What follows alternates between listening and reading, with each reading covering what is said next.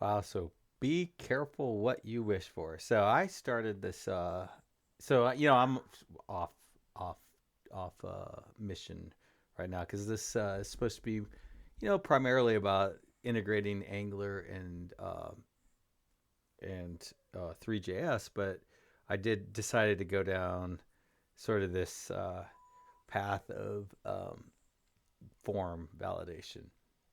And I was real hesitant to do it because like every time I've ever worked with form validation in the enterprise, it's just been very, very challenging and like very like chaotic, and because it's just like why did you do this to us, Mr. Architect? Um, what is this crazy ass stuff you've done on this validation that makes it damn near impossible to work with? And so I've been working down it. And yeah, yesterday I ran into a small problem, which was, it's really not a big deal. But basically, like my validation doesn't work unless I leave. And then once I leave, it works perfectly. And basically, the problem apparently is that um, until you leave the field the first time, it's not marked as dirty. So it doesn't, I guess, just the way the Angular material people have set it up is they don't run validation until the field is marked as dirty. So the suggestion, I believe, was for me to, well, add various suggestions, but it seemed like the one it was kind of pushing for was for me to like um, on in the constructor mark the field as dirty. So, and I don't even know. Let's see what that is. But anyways, so I'm walking the dogs today, and I'm like thinking, the problem. The problem is that eventually want to build like an import, and the reason I want to build an import into this application is because I want to be able to like have thousands or tens of thousands of objects on the screen and trying to manage them in a browser UI. It's just going to be very, very difficult. I'll probably want to do some stuff like in Excel. So I want to be able to export to like CSV, go into an Excel and maybe tell it to, hey, shift every one of these by 0.5 or whatever, like something, but just interact with it outside of the application and then pull it back in. And then I'm probably going to want to use these probably going to want to validate that stuff, and I won't be able to use that validation because this is using this very, very specialized function that accepts a control and I guess a control and returns a validation error or a null. And it's just, and the validation area is very specific to Angular material, and the control is very, very specific to Angular. So if I was working outside and I'm doing the import, like without a UI, there's no way to even use this validation. And so then I was like, well, oh, that's why my muscle memory and my instinct was to create a UI validation service. So what I need to do is create like another just generic, more generalized validation service that then has these regexes. And then I realized, oh my gosh, that is exactly the kind of crazy ass stuff that um, people do, that these architects always set up, is just like these things. And now, you walk a mile in some guy's shoes, and now he can't go anywhere because you have his shoes. No, you walk a mile in somebody's shoes, and then you understand sort of why they did the weird ass stuff they did. And so that has me completely perplexed. Like, okay, I need to build this thing in a way where the validation is generalized, but that it makes use of this very, very specified, specific function. And then I also have this error message tied to it. And is this error message generalized? Is this text, this generic text, is that generalized or is it specific to my UI? And then, yeah. Oh my gosh. Now I get it. Okay, guys. I get why these um, architects do this crazy stuff. And yeah, no, so yeah, but I'm not giving up. I'm not giving up, guys. But anyways, the problem that I'm trying to fix today is I need to mark this. Oh, I need to go back in here. Unfortunately, this is going to be limited to the component. I need to mark this component as this fog density component is dirty right off the bat, um, which is weird. It seems like it should be dirty because I'm reassigning it um, down here. Um, but oh, I guess maybe because they're the same number. Um, but anyways, I think what I'm gonna try to do is mark it as dirty right here in the constructor because I believe that's what it suggested. So this dot form dot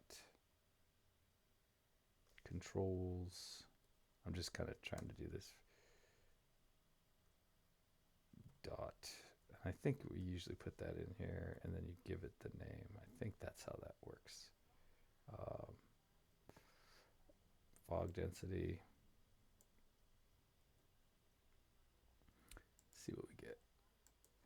Dot dirty. I wonder if it's so that's a property. I don't know if you can set it equals no dot. It's probably got a set. I don't know. Dirty. Mark is dirty. Let's just see if that solves the problem. Uh,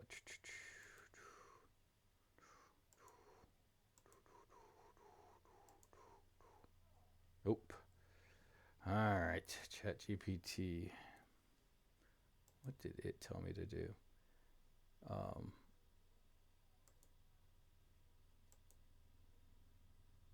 let's see. Mark is touched. Do I have to do both?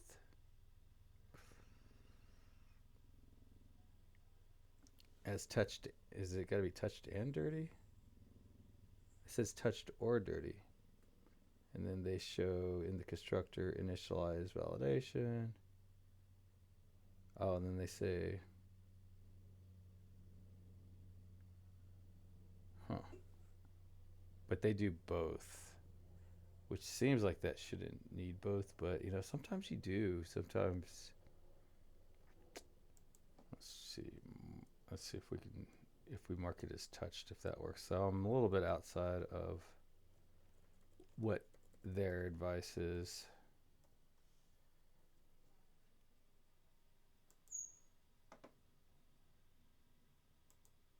Let's see.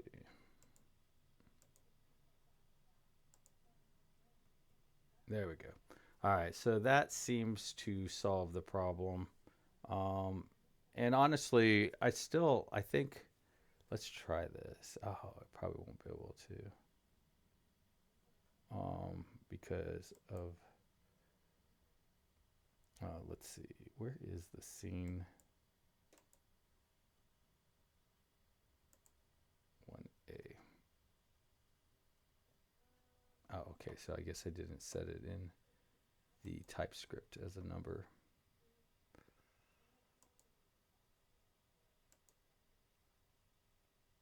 Oh, so that did not. Oh, and that's because in the effect. So let's just do this, and in the because the effect happened afterwards, so it overrode it. So even if the validation was working,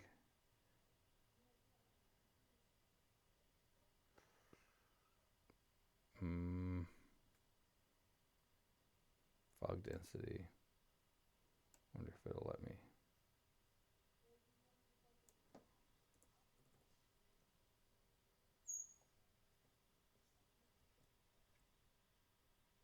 I'm just very curious. So with, I guess this would be kind of emulating like if I imported it. Okay, so that's good.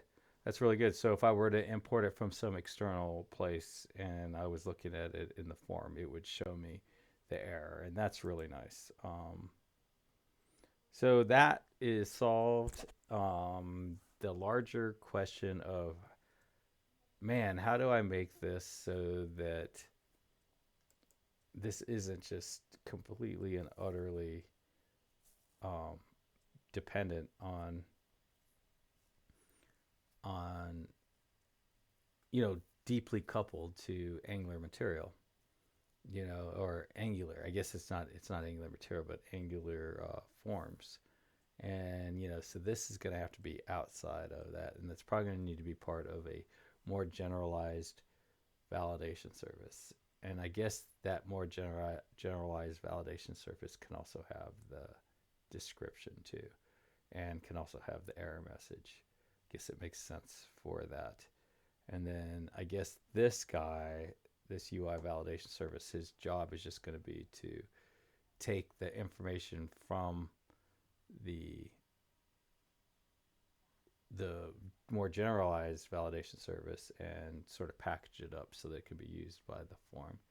I do not know how this is all going to turn out. I'm definitely going to, you know, like I'm in a very advantaged situation over like the people who I've worked with, the architects and stuff that created these crazy things because, like really my main focus, and I don't have a timeline, and my main focus is on making this something that's reusable and easy for the developer experience.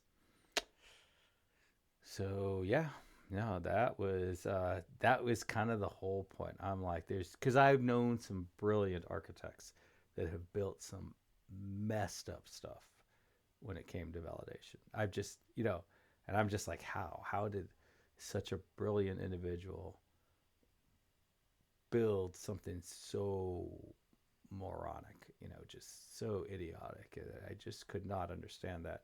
And now I'm starting to understand the challenges of building a reasonable validation scheme uh, when you're using like Angular forms where you end up with controls and things like that. Oh man, that is something. But anyways, let's see. This has got to be a good time. 12 minutes, not the best, but not too bad. Happy coding, everybody. Bye.